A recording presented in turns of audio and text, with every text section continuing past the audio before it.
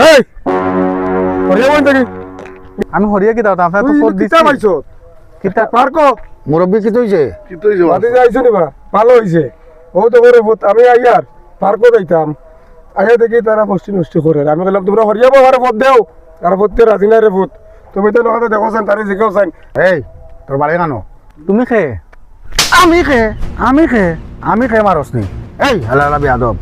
তোর যদি সম্পর্ক থাকে জিও থাকতে হোটেলও যা ইগানো কিতা সরম নাই নিয়ে জড়িও আর তুমিও গো